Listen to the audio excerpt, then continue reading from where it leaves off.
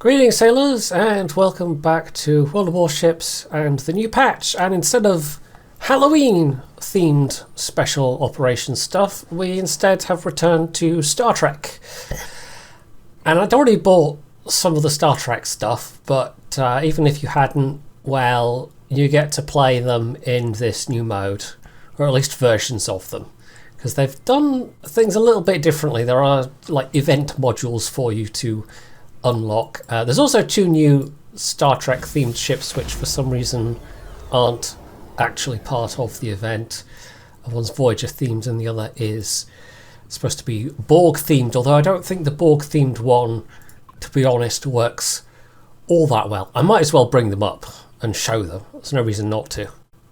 So we are. We have actually quite nice Voyager skin for the Salem. It's sort of based on the Intrepid class, and they've actually, as you can see, I mean, it's rather elongated looking, but you can see the lines of the Intrepid class in there. It's not a bad looking skin, although as I said the previous time that I looked at the Star Trek things, the sound alikes that they've gotten are not great. One voice can be stronger than 1,000 voices. Head for that nebula. Enemy ships incoming. Laser banks, fire. That does not sound particularly like Kate Mulgrew. And we have had several actresses at this point who've played the Borg Queen, but again, this doesn't sound like any of them. The Borg Yamato, I mean, doing a Borg skin is always going to be a tall order because the Borg ships are known for just being these big geometric shapes, essentially. And mapping that onto a warship hull, a bit of a tall order. I'm going to say tall challenge there. It's a bit of a tall challenge. That's definitely a phrase. And while it doesn't look terrible, I personally don't like it that much. I don't think it works all that well. Maybe if they'd put it on another carrier, they could have made it look more suitably blocky, but instead they went with the Yamato. Anyway, so yeah, they've added some extra ships. There's some commanders with sound alikes. There's some, I think, permaflages that you can also purchase. So you've got ones that kind of look like the Galaxy class Aztecing. It doesn't look that good on the Yamato, but it does look better on some of the other ships where it's sort of scaled differently. And then you've got another Borg themed one, which, to be honest, probably looks better than the full-on skin, the full-on remodel, or the reskin. This is just perma camo, and it has glowy bits. And yeah, to be honest, I actually kind of prefer how that looks. I would not want the Borg skin, but that I could see maybe putting on a ship. So onto the mode itself, we've got a special event track, and I've done the first part of it. So it's these special tokens that are used for unlocking upgrades, and you can actually spec out the ships in different ways, which I'll mention in a moment. But there's the usual rewards that you get from the event tracks sprinkled in there as well. Some of them are tied to the event, like the tokens and the upgrades and things, but and collection items. There's some freebie stuff in there as well. So I did get one of these skins for free. So it's not bad. It's like an extra event alongside the regular season pass stuff, and the mode itself is not the most involved, like compared to the complexity of some of the previous Halloween events we've had, where we've had multiple event parts and like escort missions and like quite complicated's not the right word, but you know, there's been more than a few things going on. You've got to go through the different parts of the event in series, whereas this one is pretty straightforward, to be honest. There's a bunch of secondary conditions, but aside from the secondary conditions, it's essentially protect a bunch of cap circles, and that's it. So yeah, so you'll start off with these three, and then you can unlock the Enterprise, skinned Enterprise, for the fourth and final ship that's available for this as part of it. And yeah, essentially you've got a destroyer, cruiser, battleship, but with the different equipment types you can actually load them out in different ways as well. So I've got them partly unlocked. I'll play with the Tapao, I think, because I've got this set up in its support configuration, which means you can basically heal everybody else and you can designate areas for extra damage as well. But it does reduce your own damage output, but helps you make the team more survivable. So there's kind of options for each, and it does try and explain what they're going to help you do. And as you switch the various things, it'll actually switch what consumables and even what main battery like armament you have available. So yeah, so I'll maybe start with that and then maybe do one in the Deredex, or I don't know, maybe I'll do all three. The Enterprise is not as interesting. There's no alternate configuration and you're not doing anything to help your team especially. It's just carrier gameplay, but you get a lot of planes and essentially an infinite boost. So it's something a little bit different, but like I said, I don't think it's quite as interesting to play as the others. So yeah, let's go with the Tapao and make sure we click these buttons down here, because these are I guess the equivalent of signals that you can add. I've only got 2 of them unlocked so far. We've got all our support modules on, so we have slow firing main battery phasers, and because they're not ballistic shells, they do just travel in a straight line, so you've got to be aware of terrain a bit more. We've got our torpedoes, which are quite a bit longer than the Gneisenau normally has. I mean, a lot of these are like the ranges are a little bit different. I mean, you start off with the initial phaser type and it's what, 14 kilometers? It's something like that. Primary weapon. Oh, that's 17 kilometers. What's the one that's 14? I don't know. Maybe that's the totally unupgraded ship you start off with.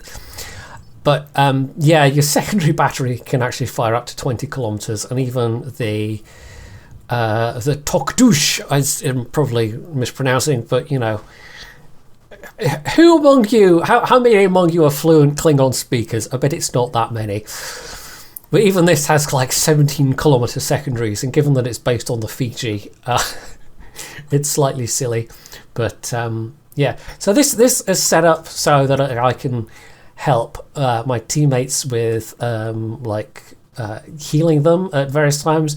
You can actually do a sort of similar setup if you take all the TAC modules for this one, and it allows you to help your allies regen their shields, because there are shields, and also do like a sector strike thing as well. But anyway, enough blethering, let's actually hit battle. Okay, this is mainly the battleships and 1 carrier, which is fine. It's you know, you don't get to know what setups other people are using necessarily. For pure doing damage, you possibly want the damage focused setup for the destroyer, because you get to fire the torpedoes out quite rapidly. Whereas this thing, I mean, you can do some decent damage, but it's a long reload for your main battery, and even the torpedoes don't reload that quickly. The secondaries, however, are always available to at least a little bit of damage.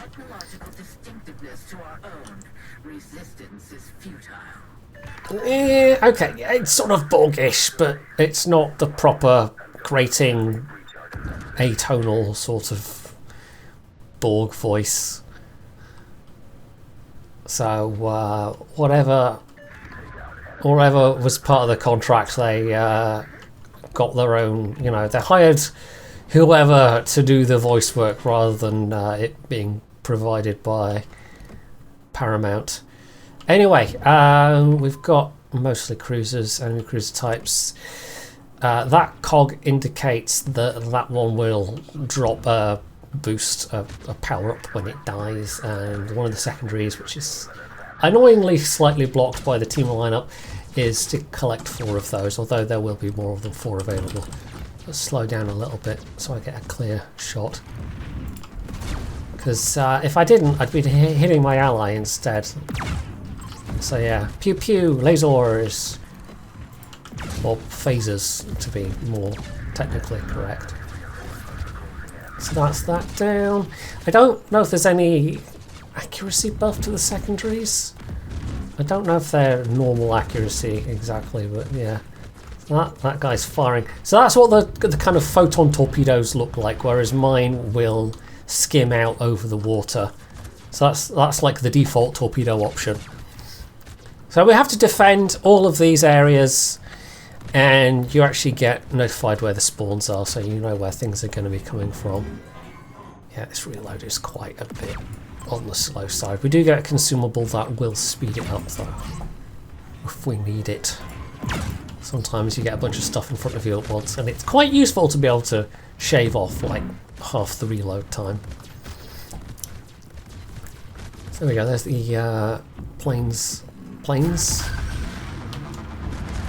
Fighters? I don't know what to call them. The bombers, the space bombers.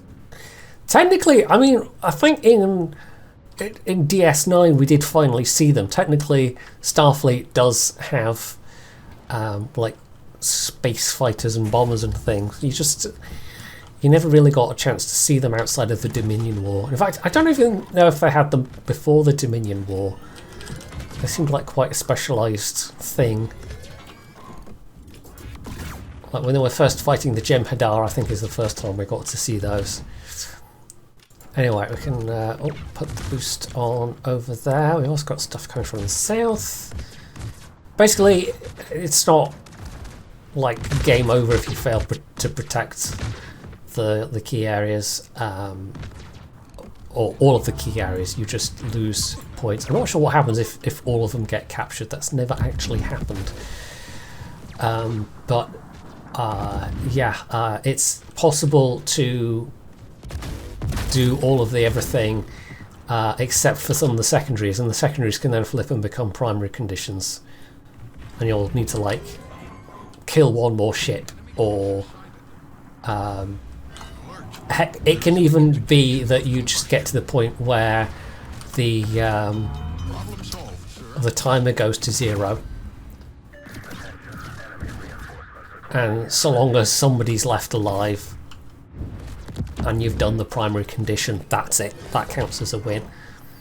Right, these destroyers are probably the most annoying and dangerous to deal with, because they will fire their torpedoes back at you. Right, we'll put some torps out at this guy. I might even, I think, use my reload booster. Is my shield going down? That's what the R key does. It puts out fires as usual, but it also gives your shield a quick recharge. Depending on what modules you have, that affects the recharge and refresh rate. Because once it's knocked down completely, it takes like 45 seconds or something to come back, at least in my current configuration. And once there is at least some shield, it will regenerate a certain percentage per second. So essentially an extra sort of regenerating health bar. Anyway, so that is 2 of the bonuses I think we've got now. And that means we get, is it just reduced incoming damage? Oh no, but there we go, damage increased. I think they do different things. So there's ones that increase speed and stuff as well. Right, let's, oh, I didn't mean to trigger my heal, but it's not totally wasted. I will heal some of my allies a little bit. The team heal does also heal you a bit. It's less powerful than your own heal, but not every ship and every hull type has a heal, so yeah. What's the most useful? Let's save that for now actually, rather than just use it on one. Although there's not much point on like sitting on everything, because this is a fairly quick mode. It's 10 minutes at most. So yeah, secondaries doing a bit of work there, not a huge amount, but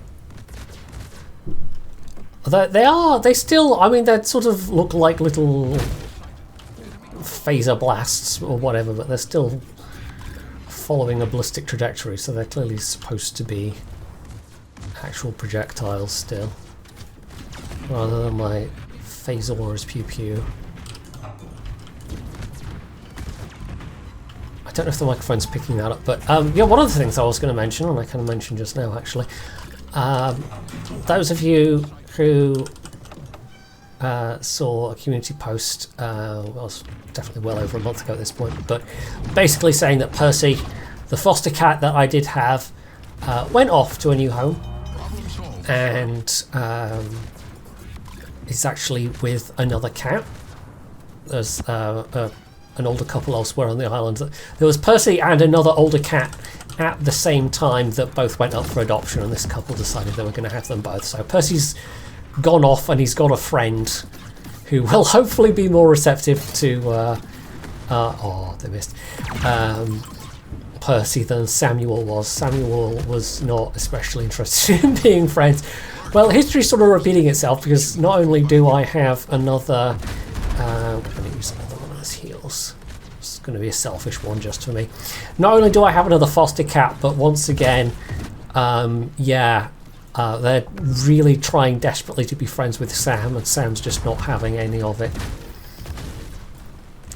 And this time it's kind of funny, because Percy, at least, he was eventually, once he'd become convinced that I was not in fact going to do him any harm, and he was in a nice safe place and that he could relax, he became quite a friendly cat towards me. But oh, there's the torpedoes. Yeah, that's, yeah, well, you've already seen mine, but that's the kind that the enemy put out as well. Oh, I'm going to take one of those. Yeah, the same thing exactly is kind of repeating, in that this new cat really desperately wants to be friends with Sam. Sam's not having any of it. They're not interested in me though. Yeah, Archie is distinctly unimpressed by humans so far, from what I can tell. He just doesn't really care, and occasionally he'll be quite chummy and brush up against me and whatever if it's time to be fed. But otherwise he's just like, yeah, whatever, you're a human, I don't care, don't try and touch me. He will sniff my fingers, but the moment I try and pet him at all, he just yeets himself out of there. He just goes, nope, get your filthy human hands off me, and runs away. So I don't know if he's going to warm up to me as a human, or if he is strictly only interested in being chums with other cats. But that does at least mean that at the point where it comes to rehoming him, that if he can get in a house with another cat, and provided the other cat is not a complete grouch like Samuel is apparently, then yes, he will at least be fairly guaranteed to be friendly towards the other cats. I kind of wish, like, if Sam does warm up to him, honestly, I could see myself growing to like him, because he's a wee rascal. He's a scamp. He's a rapscallion. He's got kind of a delightful attitude. He's quite a sure of himself cat, considering he's been. I don't know if he was like a feral one, or if he was just like an outdoors cat that's been rescued because he was abandoned. I'm not entirely sure. But certainly he didn't suffer the kind of abuse that Percy suffered that made him so absolutely terrified of people when he first arrived. So yeah, I don't know, if Sam warms up and decides, yes, okay, maybe I will be friends with you, Archie, then I could potentially see keeping Archie and just like adopting him myself. But it sort of depends on Sam, really. But I do like Archie so far. He's a funny wee character. Right, so anyway, I still did 400k damage. I didn't have to use the team heal ability that much for other people. It's a lot more useful when you have allies who are in the Dededex or the Tokduj, because depending on their setup, like I say, this can have a heal, but not necessarily. And I don't think there's any version of the Dideridex that has a heal. So we'll actually take the Dideridex next. I might even do, like, because it's so short, I might even do all 4 ships. Just go hog wild. So yeah, what are the setups? So we have the default setup, which is just high damage pew-pews. These are upgradable, by the way. If you go to it's not, oh, okay, we can only unlock that from the reward track. I think the ones that you buy you can upgrade. Yeah, there's a whole thing on the armory page. I think it was the armory page. I just quickly double check. There we go. Event ship module. So it does lay out for you how many tokens you've got. See, I think the first slot ones are only in the event track, and the rest that you actually have to unlock with the tokens. But there are a second level of unlock for each of those. So yeah, I don't know if I want to unlock all the level 1s first or go on to some of the level 2 unlocks, because they do give you a nice boost. So for instance, you go from the torpedo armament upgrade. I think it just does more damage. So secondary weapon, yeah, 13k, 380 knots. They are quite fast. If I look at that, 410 knots, 15k. So in the most cases, it's just like a numbers upgrade of some kind. So you'll just make your ship a bit more powerful. So yeah, shall we go for the damage, or we can go for the slightly sneaky option, which gives us smoke, gives us a, and this is kind of like, I guess the third option is always the sort of utility ally boost option. So we have yeah, we can boost everyone's speed. We've got essentially 30-second radar, and this is interesting, the EMP burst. I've not actually tried this loadout yet, so we'll actually just try this and see how we go. Oh, this time, yeah, it's 3 Dideridaxes and only 2 T'Pows. I do wish there was a little more variety in this, maybe. I mean, it's the same map. It's the same map, and there is a bit of variation with where the circles are that spawn. But it is a comparatively simple operation, like I said at the start, compared to some of the things we've had in the past.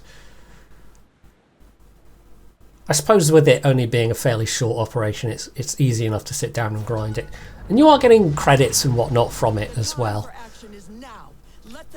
So our concealment while our shields are up is 5.6. I think without this mode it is like 6 kilometers concealment. Got SAP shells, slower reload on our Nadon particle pulses, and I don't know if that is an actual bit of techno whatever, or if that's something they came up with. We've only got 5 of our shield regen consumables. We have infinite of the sensor sweep, so that's just on a cooldown, that's fine. EMP burst, I'll be curious to see what that does. So we're going to be relying a little more on our guns, and it's the exhaust smoke, but doesn't last that long. So hit the T button and then hit the I button. Go pew pew. Now, of course, the enemies all have shields as well, so yeah, they have to be knocked down. Generally, the weapons do more damage to shields. As you can see, though, yeah, this is not really built around its guns doing the most damage. It's more about getting the torpedoes off. The torpedoes really are the primary element, but you're sacrificing reload speed for the utility of all these extra consumables that you have. But we'll wait till there's a few more ships in close proximity before we set off the EMP, because I've only got 3 of them. I should now have yeah, 12.5 kilometers. I was just double checking. They're all single fire as well, these Nadon pulses.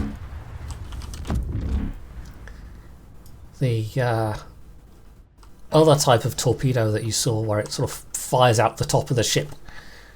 It's just a single barrage.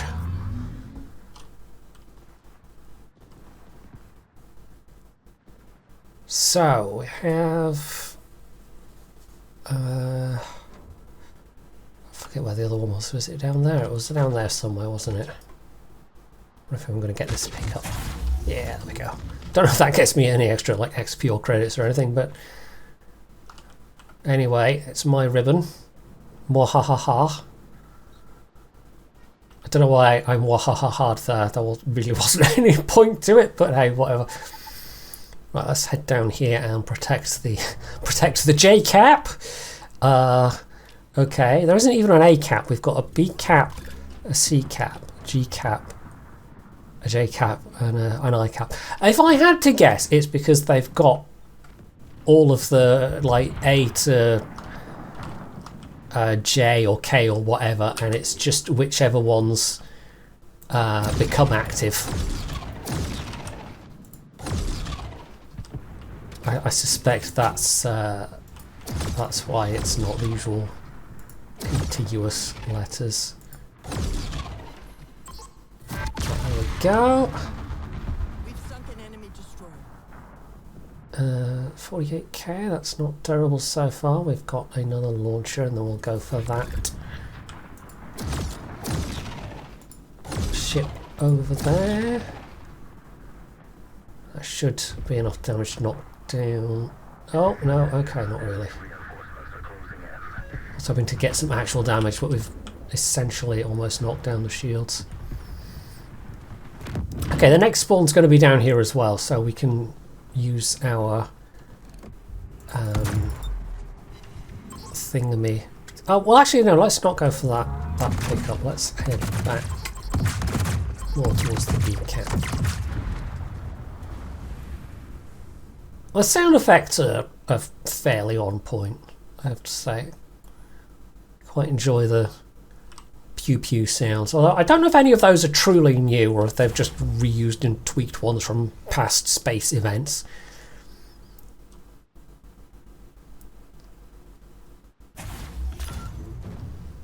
Right. Do I want? Let's use the team speed boost. There's no point being stingy with your consumables that help others, especially. So that's now us up to approaching 60 knots. It's not bad. 66 knots. Ooh, I think there is one of the upgrades for the power which can propel it to almost like 50 knots, or is it 40 knots? I can't remember. It's something a bit silly. Anyway, that's going to be another. It always seems to be a group of 3. That's fairly predictable. There isn't ever any real mystery to it. I don't know what the radius of this is. 8 kilometers. Okay, there we go. Can we actually add that on? Not directly, but we do have 8 kilometers for our surveillance. So I've actually got 2 of the destroyer types. Just get that simulator a little bit closer. And pow! So that nuked shields on a bunch of them.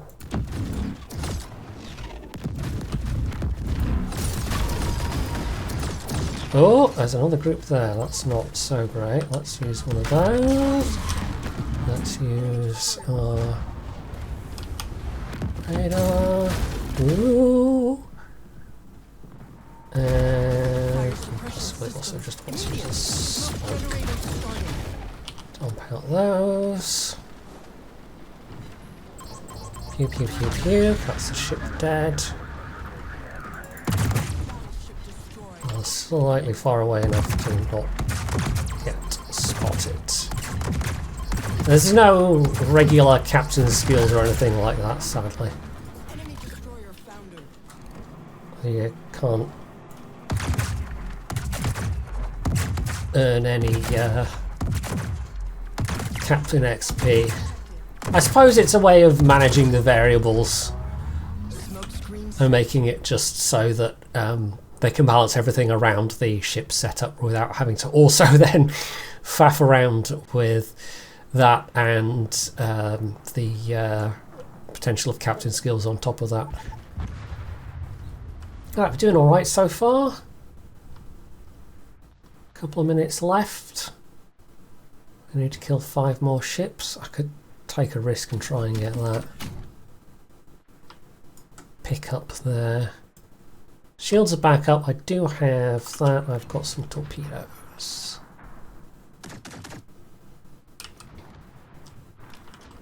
Let's put some torps in the assimilator. About to get spotted. There's the pickup. And let's actually boost our shields. Oh, ow, ow, ow, ow. Not so nice. Fire suppression systems immediately. Yep. Well, that would be nice, but we don't have them available for another 21 seconds. Ooh, I think we're going to want smoke. That's a slightly unwelcome development. They do seem to, the ones that spawn up in this corner, there's something slightly weird about the pathfinding. They quite often just ignore this cap if there's a cap there and sort of sail along this way instead. It's a little bit weird. Right, we could actually use our disruptor bomb thing. Problem solved. We're not doing so well with health. But that's okay. Oh, you're coming this way, aren't you? Let's focus on you.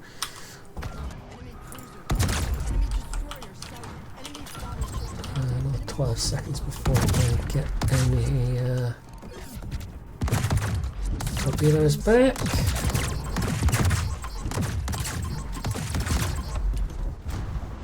You're out of action. 56 seconds or so until things come back. I need to reset. Let's get a speed boost for everyone. We need to reset that cap ideally.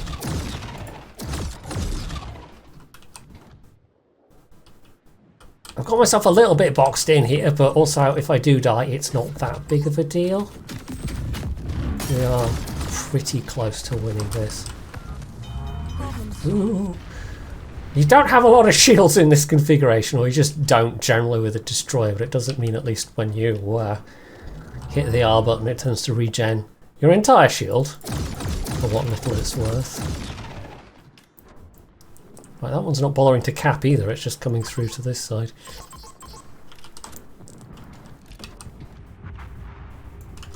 Let's get that reset. Right, there we go. Shields are up and we have all the secondary tasks we need, so that's it. So a lot less damage this time, but it was maybe a little more hairy.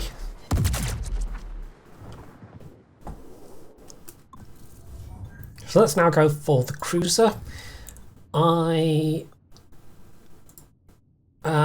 think I will just go with the regular damage output, which does give it a heal. You've also got an exhaust smoke as well as the sensor sweep and high explosive shells. I'm not actually sure what the CQB change is. It probably just modifies things a bit. It does change your armament a bit, but yeah. Anyway, let's go with that.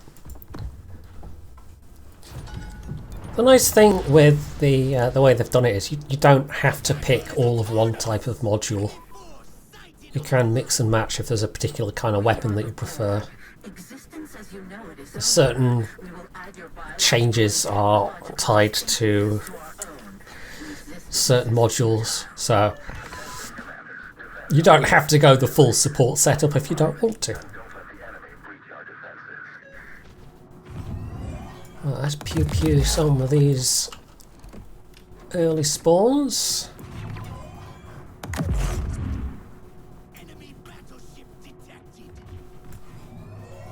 You don't hit tremendously hard with these guns, but you do fire pretty quick with them, so does add up. We've also got the actually got the photons, which we can show off as well.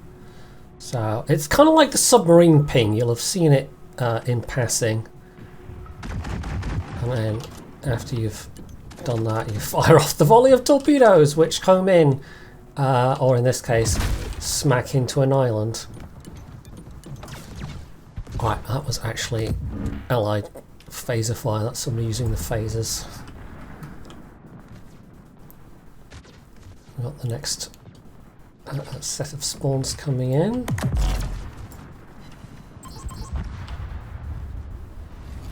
Power forwarding at this thing. I don't know what changes they've made to.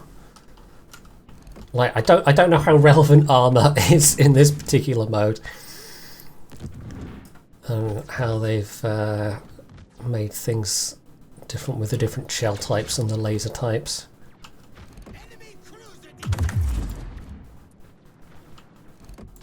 Not that it really matters beyond a slight sort of academic interest, I suppose. Well, not very huge amount of damage, but we have set fire. Not that fires get a tremendous amount of time to burn. Usually ships tend to go down reasonably fast when they're getting focused.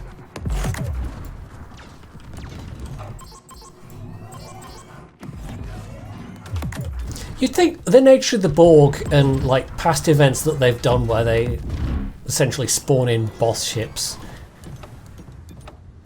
you'd think at some point you'd face basically like a Borg boss ship, but I don't know, for whatever reason they decided not to do it that way. Right, well, let's radar and smoke as a combo, because this thing is not the most tanky, and it's not able to be nimble and dodge like the small ships can.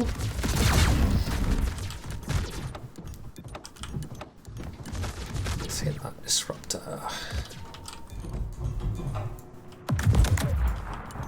It did take me a couple of games to, like, I kept aiming the phasers like it was aiming regular guns and giving lead, and of course you don't need to do that with the phasers, they require very little lead. They are extremely fast.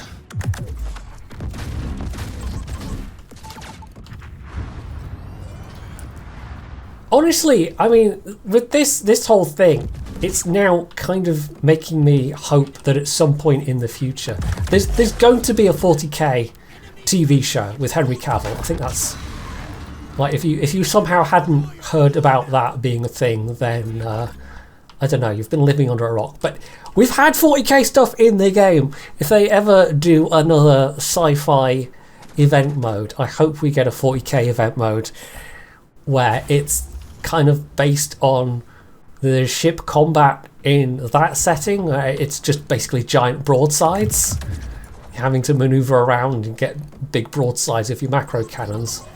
And there are enough, like, it's developed enough that there is a whole tabletop mini game, literally, of spaceship combat. And there's now actually video games based on that side of things. But yeah, so there's enough, more than enough material for them to do it for 40k as well. So I would love that, just bombing around and blasting big broadsides of macro cannons at things. I think that would be quite fun in a World of Warships kind of context. Right. I guess we'll try and take out that assimilator. Do a little bit more damage. Because at the moment, I not even have 100k. Which is not the most amazing. These things, unless you've got an ally that's giving you a speed boost, you sadly don't get to have it otherwise. Although it's not, I mean, it's still like, there we go, 40 knots, you know, we're sort of over 40 knots in a straight line. It's still not exactly slow. But I suppose in the context of this being such a fast-paced game mode, it is still possible for you to want to wish it to go faster. I think that's not gonna, no, that's out of range. Sometimes if something's just out of range, you can aim ahead of it. If it's heading in a direction, it will take you into range. And you don't get the same benefit of being locked on. Right, there we go. Somebody's using, one of our destroyers is using the speed boost. But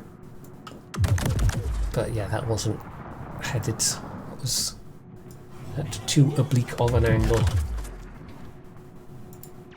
Let's try getting... Is that enough lead for the torpedoes? There go the photons. Pew pew pew pew. Might actually hit this time. There we go. Nice. Kaboom.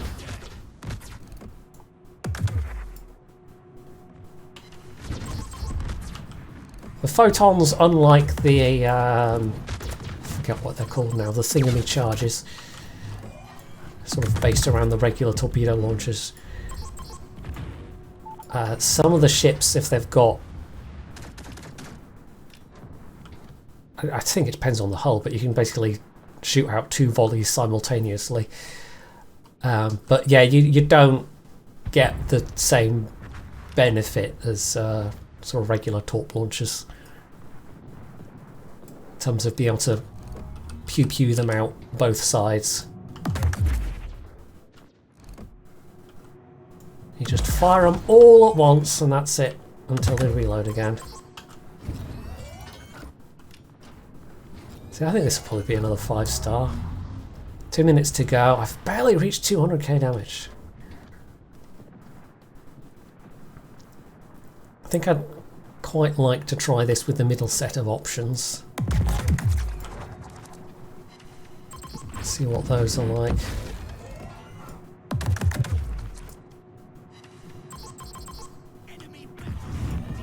That's disruptors almost done. Now we've got another one there to deal with.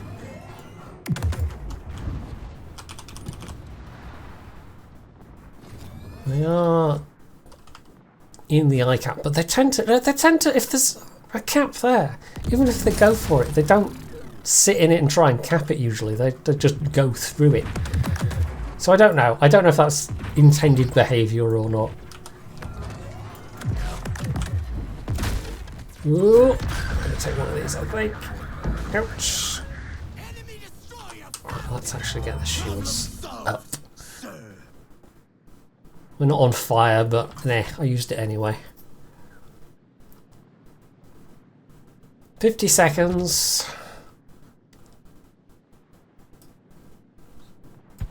We're about to get a bunch of stuff spawning.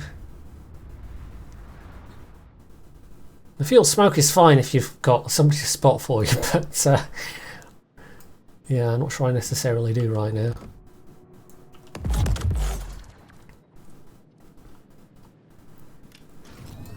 And of course, no captain skills means no incoming fire warnings.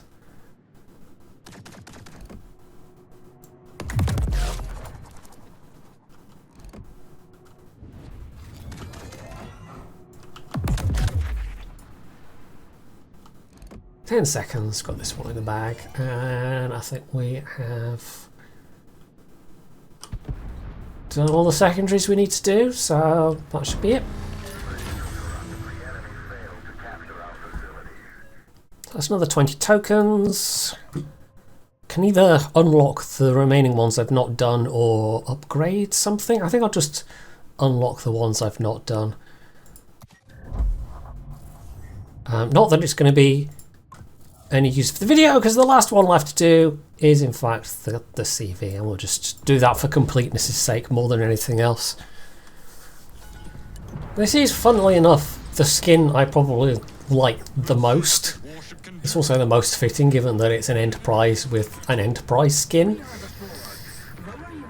But it's also just a pity in a way that it's on a carrier, because I don't like carriers that much. So you've got a single flight of attack aircraft, you've got a huge number of bombers, and then you've got like a heavy bomber which does a buttload of damage. If you can get through something that doesn't have a shield, look, 152,000 damage. It's a lot. You've also got basically permanent boost, and there is a consumable. I think they get a consumable as well, so you basically get more damage on an attack. So I'll go pew pew into the shields. Did a bit of damage. I think this is exactly the same. I think it just does more damage for 30 seconds.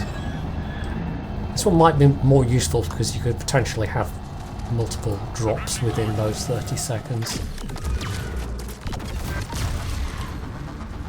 that's that one down.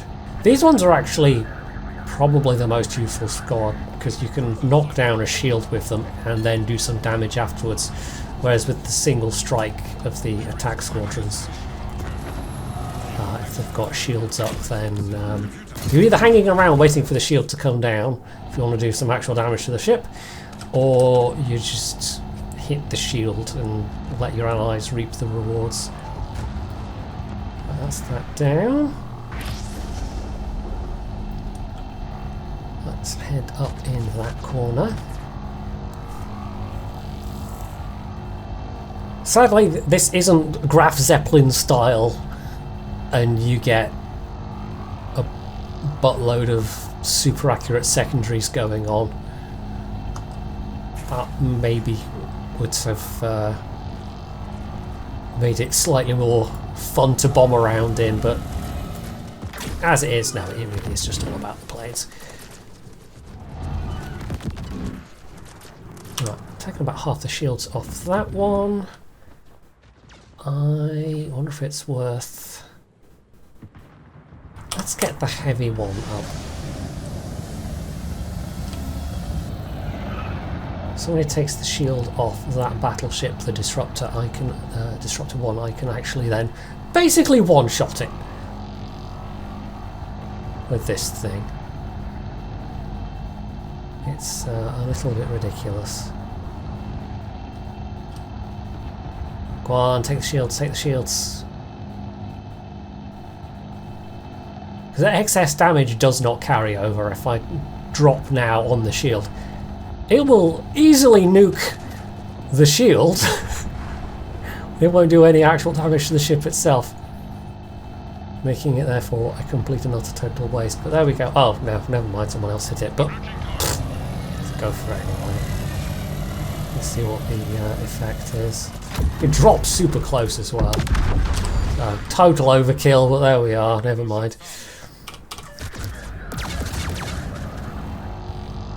I'll probably be cutting out lots of dead air in this particular bit of playtime because, yeah, it's usual carrier gameplay. It's watching the planes fly back and forth. It's not necessarily that interesting. Let's see if we can hit the destroyer, actually. I've only got one. Has the least amount of shields. Of course, it's also the smallest, hardest target to hit. Not quite enough lead. Those things move quite fast.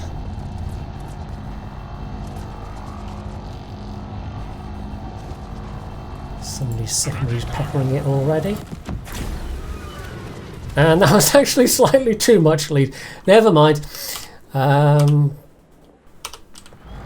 Let's just see if we can hit it with this thing. This might be slightly easier. Also, these are, I think, the fastest squad, which is about what you'd expect.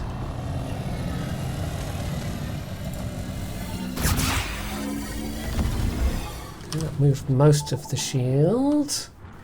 This thing is super sneaky, by the way. Yeah, where are we? 5.6 detectability. It's as sneaky as the destroyer. Yeah, it does have some secondaries, as you can see. 7.3 is not terrible, but yeah, it's not exactly fantastic. Anyway, I got a bit distracted there. Actually try and hit the thing that's shooting at me. Oh, somebody else nuked it just at the point where I got it. There's also the issue with this not being, like, because the spawns come in from anywhere, and we've got spawns from all corners, and they all tend to go for the caps. It's not like you can find a safe space to park yourself necessarily. You just have to kind of be near allies and hope that your allies are doing everything they need to do, which, to be fair, is not.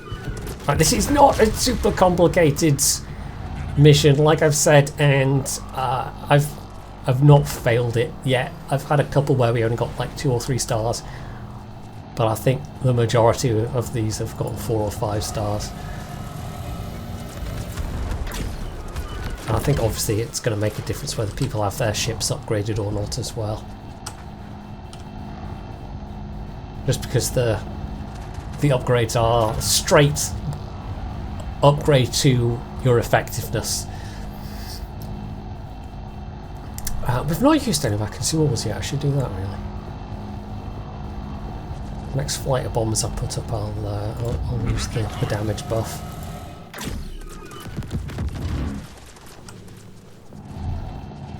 Tons of hit points on these planes as well, as you can see. Or, well, tons of damage resistance. I think it's probably more likely to be lots of damage resistance rather than tons of hit points. Right, let's get up bombers and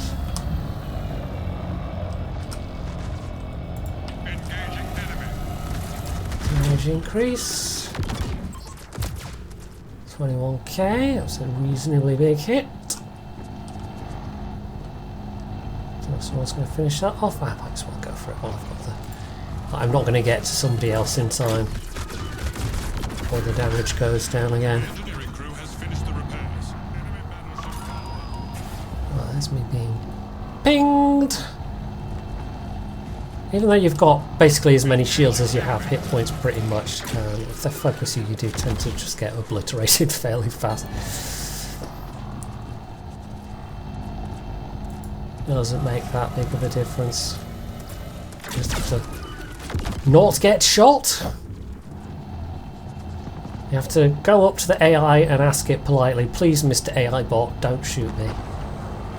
Which, incidentally, is going to be my plan when Skynet takes over as well. Just very politely go, Mr. Bot, please don't shoot me.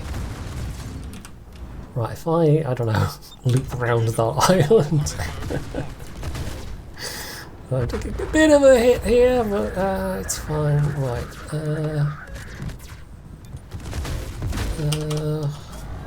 so I don't get killed too soon. Ooh, that was a bit of a messy drop, but no. It is the usual issue of trying to drop on a thing that's really very close to you. Oh, it's fine, it's fine. Totally professional CV player, as you can tell. Absolutely, totally professional. I play CVs all the time. I'm a CV main. Yes. Well, of all the lies I've told today, that's certainly the biggest of them. The other lies tend to involve me saying things like, yes, Kitty, I will give you all of this food that I'm eating.